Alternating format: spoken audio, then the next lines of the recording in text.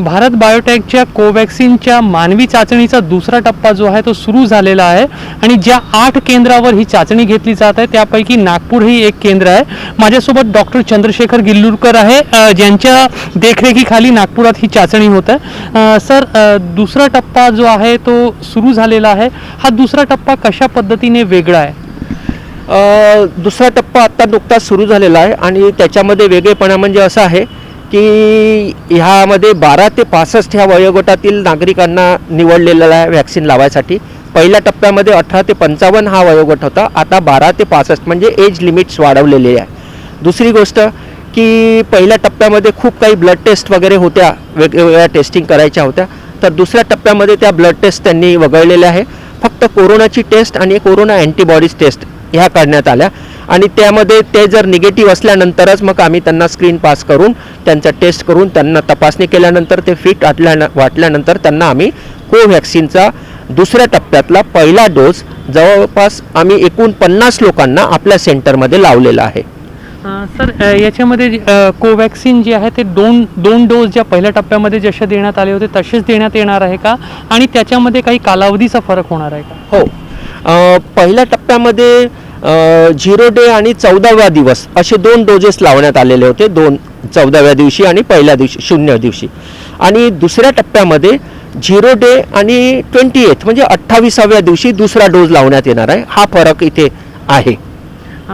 Sir, पहिल्या टप्प्यामध्ये ज्या पद्धतीने डोस देण्यात आले आणि त्याच्यानंतर अँटीबॉडीज तयार होतात की नाही त्याची पण तपासणी करण्यात आली, तर त्याबद्दल, कारण सगळ्यांना उत्सुकता आहे की पहिल्या टप्प्यातील निकाल किंवा पहिल्या टप्प्यामध्ये अँटीबॉडीज तयार करण्यामध्ये ही कोवॅक्सिन किती सफल झालेली आहे, तर त्याबद्दल काय सांगू शकाल? पहिली गोष्ट तर मी हे सांगेल की पहिल्या टप्प्यामध्ये हे वॅक्सिन सेफ झालेलं आहे. सगळ्यांना कळलेलं आहे की कोणाला काही रिॲक्शन आलेली नाही आणि एकदम सेफ वाटते आहे. दुसऱ्या टप्प्यामध्ये पहिला डोस लावल्यानंतर कोणालाही काही त्रास झालेला नाही. म्हणजे सेफ्टी पॉईंट ऑफ व्ह्यू हे वॅक्सिन पुढे जात आहे, एक चांगल्या दिशेने पुढे जात आहे, योग्य दिशेने पुढे जात आहे. दुसरा जो प्रश्न आहे की अँटीबॉडीज टायटर्स वाढल्या की नाही, आम्ही अँटीबॉडीजसाठी पूर्ण ब्लड सॅम्पल्स भारत बायोटेकला पूर्ण इवन भारतातल्या सर्व सेंटर्समधून तिथे गेलेले आहे आणि त्यांनी त्यांच्या वेगवेगळ्या लॅबमध्ये त्याचं परीक्षण केलेलं आहे, काही सुरू आहे आणि अजूनपर्यंत त्यांनी त्यांचे जे रिपोर्ट्स आम्हाला डिक्लेअर केलेले नाही आहे, पण आमच्या माहितीनुसार भारत बायोटेक हे लवकरच आपल्या गव्हर्नमेंट ऑफ इंडियाला त्यांचा पूर्ण अँटीबॉडीज टायटरचा डाटा पब्लिश करणार आहे. सर, ज्या अर्थी आता दुसरा टप्पा सुरू झालेला आहे त्या अर्थी एक आपल्याला अंदाज बांधता येईल का की पहिला टप्पा जो आहे तो यशाच्या मार्गावर असल्यामुळेच दुसऱ्या टप्प्याला परवानगी मिळाली आहे? हो, असं म्हणायला हरकत नाही, कारण पहिल्या टप्प्यामध्ये जो आमचा अनुभव आहे, आमच्या सेंटरचा अनुभव, इवन बाहेरचे जे 12 सेंटर्स इंडियाचे त्यांचा सगळ्यांचा अनुभव फार चांगला होता आणि तो टप्पा यशस्वी झाला असंच मी म्हणेल आणि त्यामुळेच त्याचे जे इंटरनल बाकीचे रिपोर्ट्स पण फेवरेबल होते, म्हणूनच दुसऱ्या टप्प्याला गव्हर्नमेंटनी परमिशन दिलेली आहे.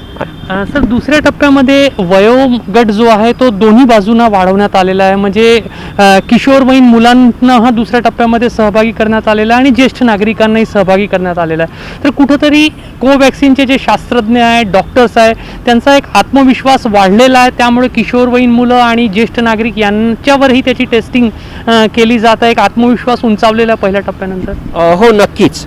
म्हणजे सुरुवातीला 18 ते 55 वयोगटातील कोणालाही असा काही त्रास झाला नाही, कोणाला रिॲक्शन आली नाही आणि त्यानंतर तसंही हे वयचं रेंज वाढवावं लागते, कारण नंतर वॅक्सिन जेव्हा मार्केटमध्ये येते तेव्हा सर्वांनाच द्यायचं असते, तर हळूहळू ही ट्रायल थोडीशी एक्सटेंड करायची असते.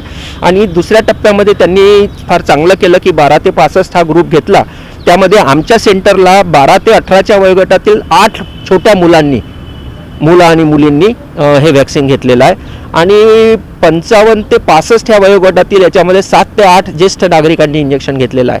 आणि महत्त्वाची गोष्ट म्हणजे की ज्या 50 लोकांना वॅक्सिन मिळालं त्यापैकी 22 स्त्रिया होत्या, 22 स्त्रियांना ते वॅक्सिन मिळालेलं आहे, 28 काही पुरुष होते, त्या सर्वांना वॅक्सिन लावलेलं आहे.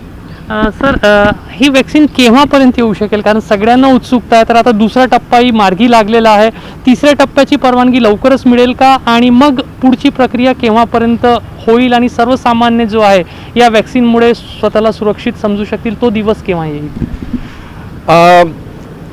दुसरा जो टप्पा आहे त्यातला पहिला डोस झालेला आहे आणि दुसरा डोस 28व्या दिवशी लावण्यात येईल.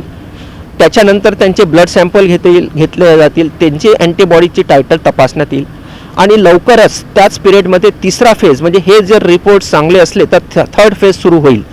थर्ड फेज ही एक मोठी फेज असते ज्यामध्ये खूप वाईड लोकांना, खूप जास्त प्रमाणात लोकांना लावण्यात येते आणि सेंटर्स पण भारतातले वाढतील आणि खूप जास्त लोकांना ते देण्यात येईल.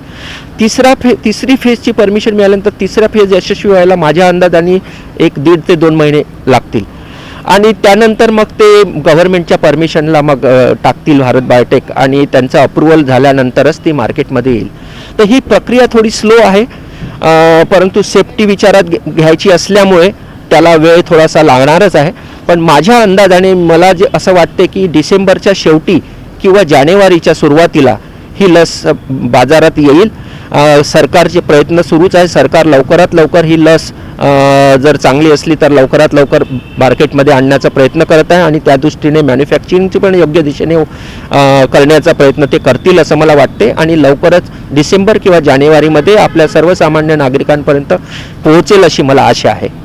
तर भारत बायोटेकची जी कोवॅक्सिन आहे, पहिला टप्पा यशस्वीरित्या त्या वॅक्सिनने पूर्ण केलेला आहे. 375 जणांपैकी संपूर्ण भारतामध्ये कोणालाही त्रास झालेला नाही. दुसरा टप्पाही मार्गी लागलेला आहे आणि डॉक्टर चंद्रशेखर गिल्लुरकर अत्यंत महत्त्वाची माहिती देत आहेत की डिसेंबरच्या अखेरीस किंवा जानेवारीच्या पहिल्या टप्प्यापर्यंत कोवॅक्सिन जी आहे ती सर्वसामान्य नागरिकांसाठी बाजारात येऊ शकेल.